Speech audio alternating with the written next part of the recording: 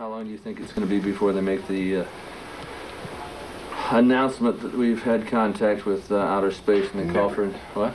Never. You don't think so? No. I used to think so. I used to think they were getting us prepared, but I have no doubt now that they never intended to, and I fully agree with them. Now, 5, 6, 7 years ago, you know, I was going on the lecture, hey, you got to listen to this, you got to see what's going on. Now, I know they were right. I mean, mankind is not and will never be ready for this kind of information. Sure, it's interesting for you and me and you know, a very small segment of society, and it's tremendously interesting, but no way should the public ever be told about this. What do you think would happen if they were? It would probably cause problems that the governments of the world are not equipped to handle. The basic issue is religion. John, how many world records did you hold? 17? 17. 17. They've all been broken. Most of them have been broken because of the new airplanes that have come out. Yeah. I'm hearing rumors at Area 51 that there's at least one live alien living there. There definitely is one live alien, regardless of what Bob says today. Yeah. We're talking about Bob Lazar.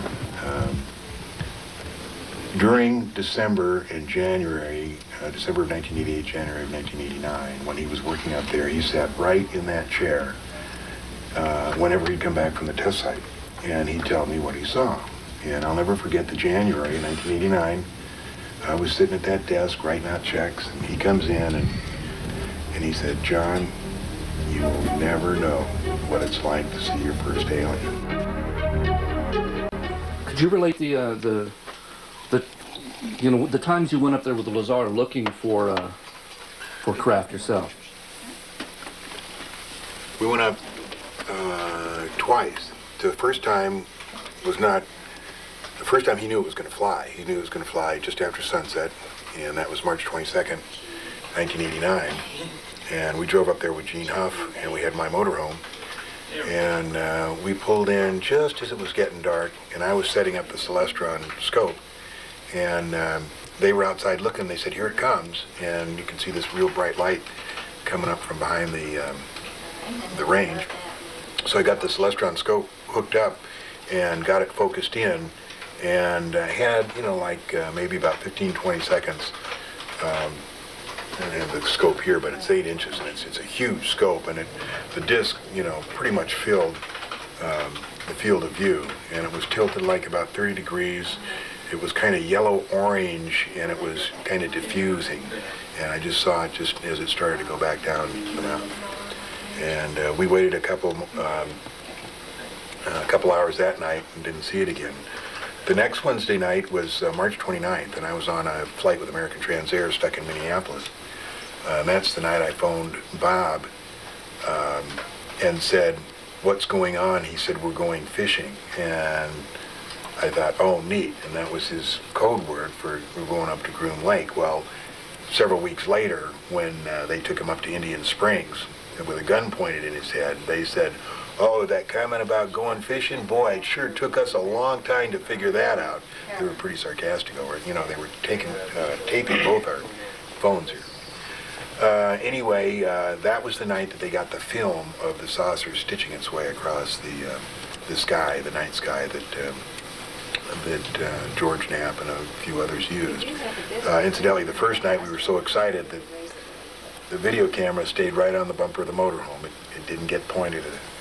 I don't know why that happens, but it does. Anyway, the third night was April 6, 1989, and that's when Gene and me and Bob's wife, and his wife's sister went up there. We rented a car because I had blown the transmission on the motorhome, and Bob just had a two-place 280Z, and I had just my truck, so we rented a car to go up there. There was no mystery about that, which people make a big deal about, but we just had no other way to get up there. We drove in, we had in the back Geiger counters, film, cameras, videos, everything.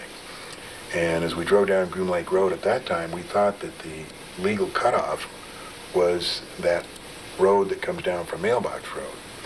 And so when we got there, I said, look, let's just stay here. And, even if we get a mile closer, it's not going to make that much difference in the film.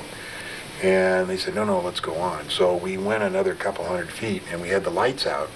And I was leaning out the window, telling them to go left and right. We stopped, and a couple sets of headlights,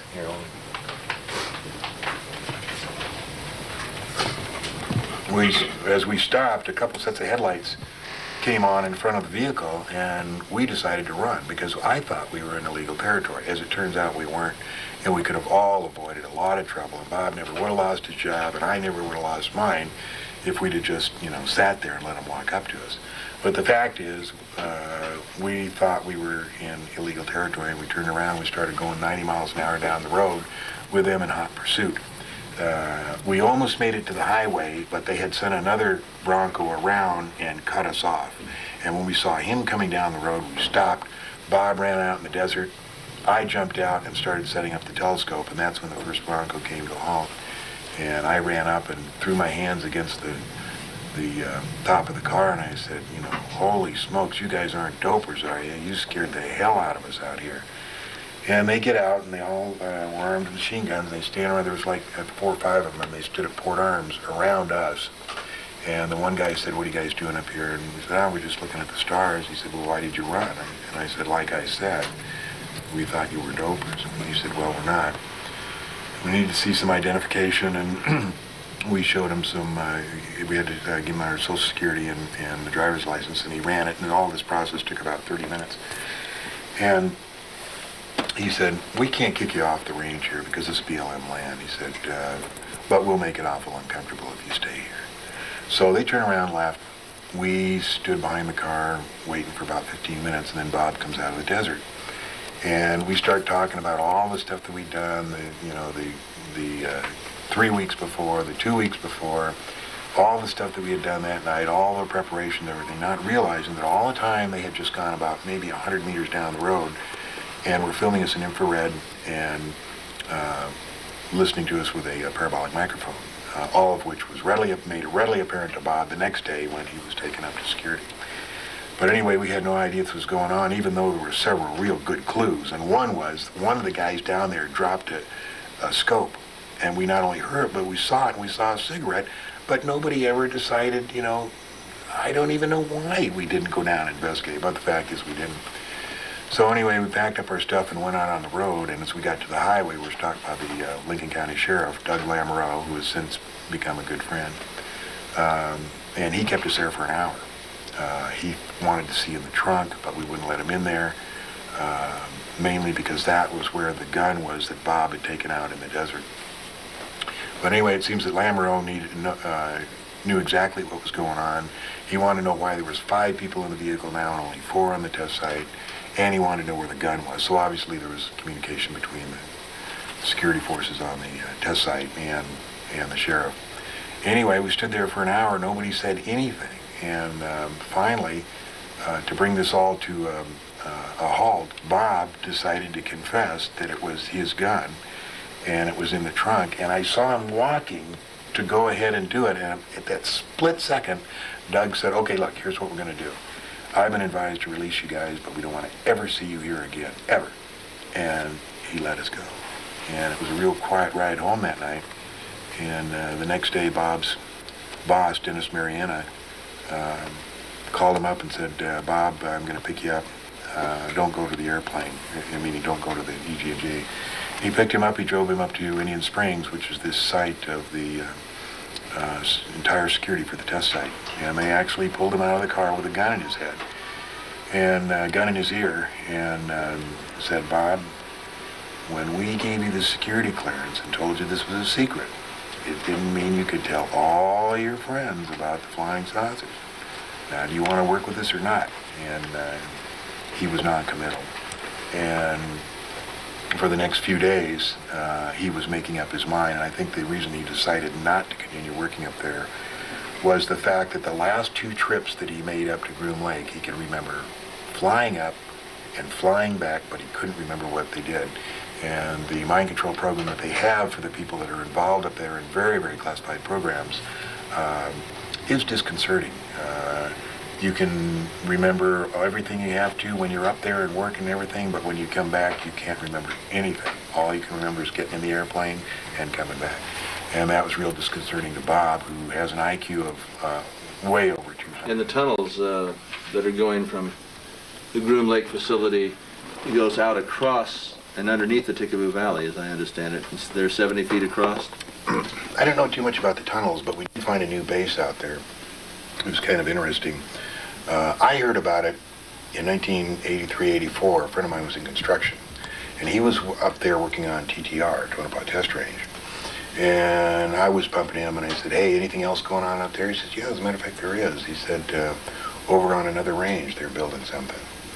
Then I talked to a guy who drove a fuel truck up there, and he said, "Yeah," he said, "Once I was delivering fuel up to TTR, and he said, where we come in at Gold Reed, he said, I had to wait for something like an hour for a procession of cement trucks going by."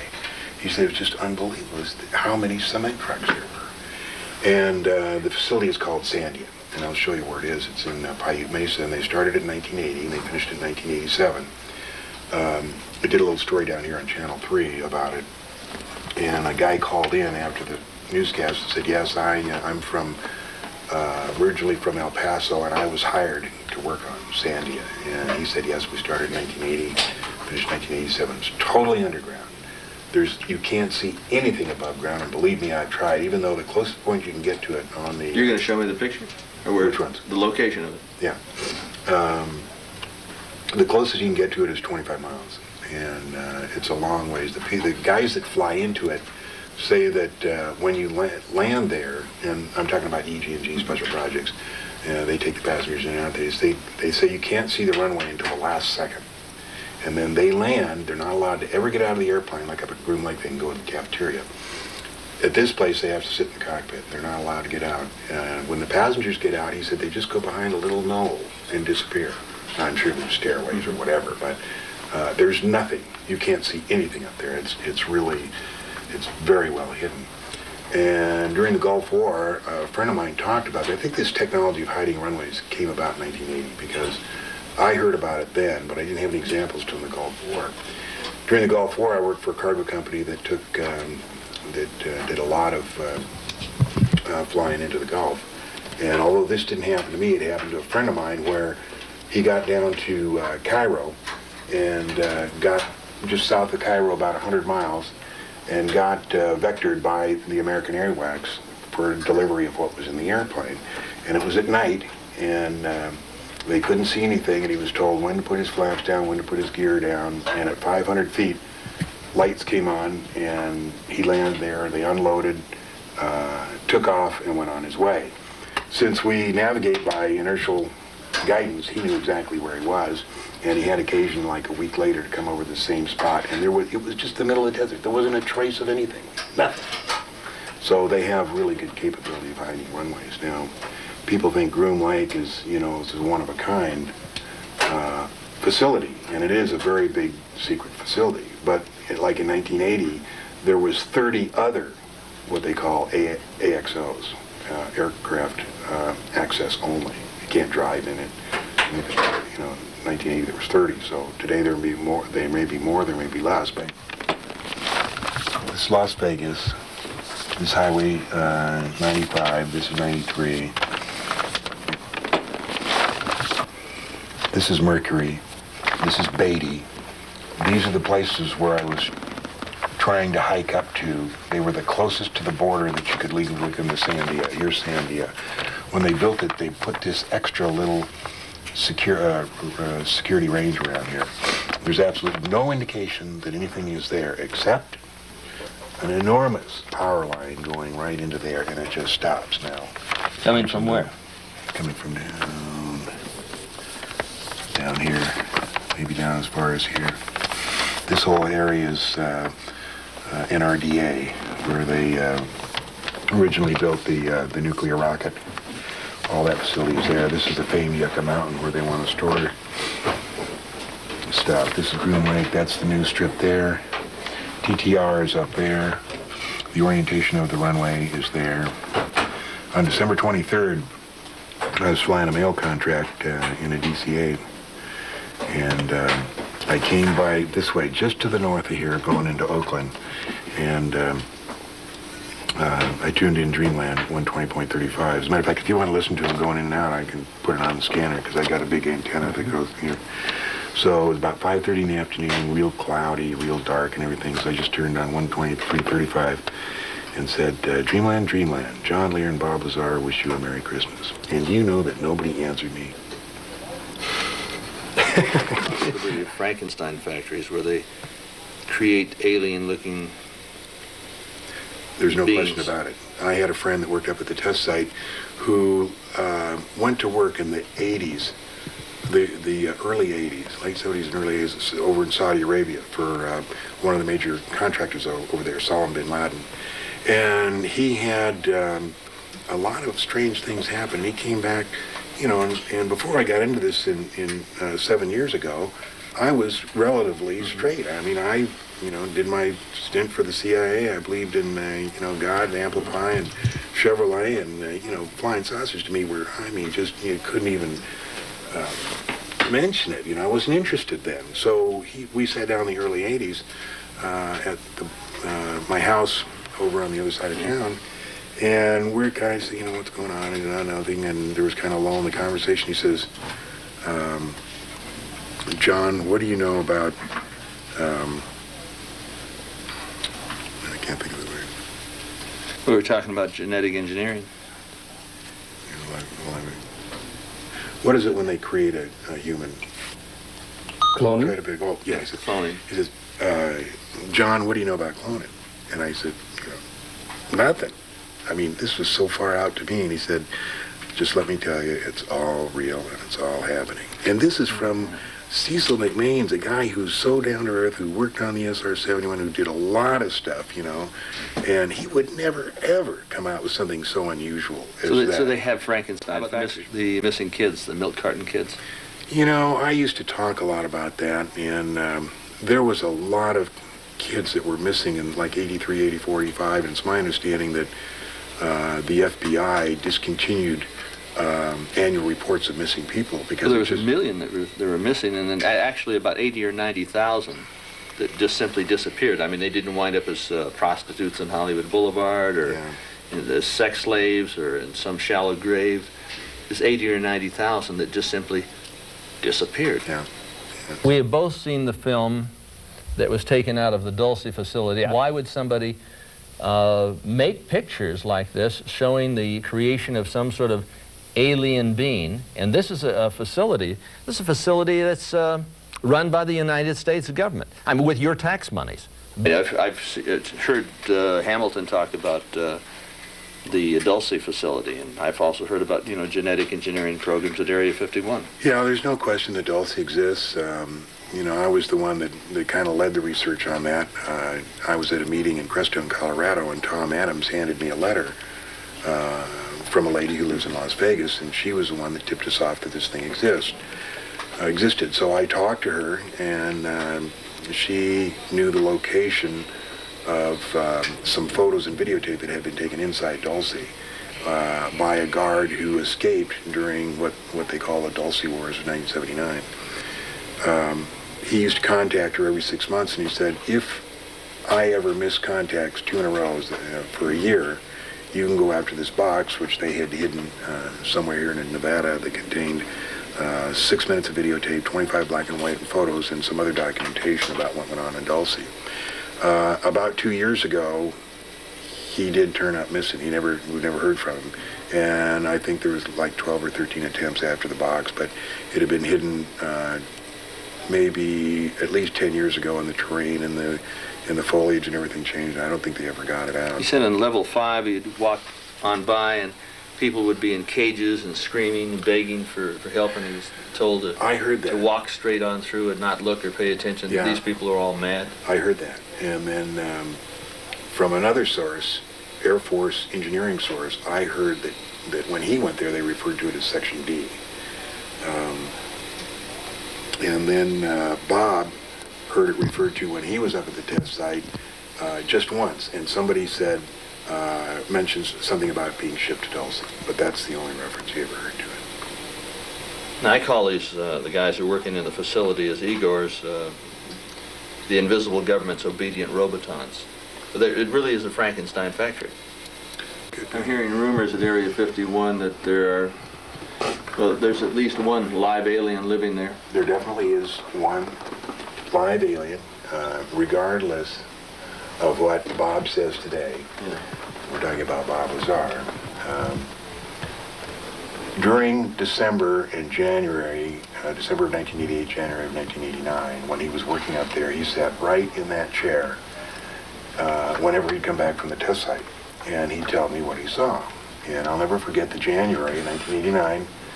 I was sitting at that desk writing out checks, and he comes in, and he's a little fidgety. And after the first night that he got back from the test site, we never discussed anything in this room because they seemed to know everything that was going on. So he came in, sat down, and he looked fidgety, and he kind of went, let's go. So we went out in the back. There's a stable back there, a little alley back there. And I remember that I was, thought he had something really neat to tell, so I didn't grab my coat. I was in a short sleeve, and we went out there. And I remember it was bitter cold. The wind was blowing, and we stood in the alley. And I said, what? And he said, John, you will never know what it's like to see your first alien. I said, God, neat, where'd you see it? And he described the circumstances of walking down this hallway, being led by two guards, and going down the hallway and looking through this window. As a matter of fact, I have the original drawing that he drew this scene. And he said it was maybe a 12 by 12 window, and it had wires running through it. And he looked through it, and there was two scientists facing him in white lab coats and the little gray talking to them. I said, could it have been a doll? Could it have been a midget? He said, no, John, it was an alien. And it was just really neat. He said he walked down once, and then when he came back, he looked in, and they weren't there. And today, you ask Bob about that, he says, well, that's what John says, but I really don't remember myself. But I remember. I remember the night it happened, and I remember going out and him being pretty Do you have the excited. picture? Yeah, I'll show you a little drawing that he made of what it looked like looking through the window. See this thing here. This is the piece of paper That he drew? that Bob drew that night. Yeah. First of all, he drew how the hangars were, 360 feet, Yeah. each 46 bays. This was the corridor, this was the window, and those were the two scientists, and the little gray. The scientists are facing us, the gray is going that way, and that's what he saw through that window. And he's very meticulous, showing, where and under what circumstances he saw it. This is the drawing of how the hangars fit up against the mountainside. So this is the gray here? Right there. Yeah. Yeah, these are the two scientists, and that's the window he looked through. Oh, I see. In 1962, Kennedy ordered the what became known as the report on Iron Mountain, and what he was interested in was finding out if there's anything other than war that could stimulate the economy to the extent war could. We've always had a war to stimulate the economy. Always had one. In recent years, we had Vietnam and then Saddam Hussein, which was all manufactured. I mean, I flew an airline. For an airline, we used to take the troops, American troops in there, Green Berets, to train Saddam for the 2 or 3 years before that war. Well, they create the crisis. They create the crisis. So the report from Iron Mountain said really that there was nothing that would stimulate the economy as well as war. And they had considered medical research, space research. They said that there was one thing that would stimulate it, and that was a threat from an extraterrestrial species, real or imagined.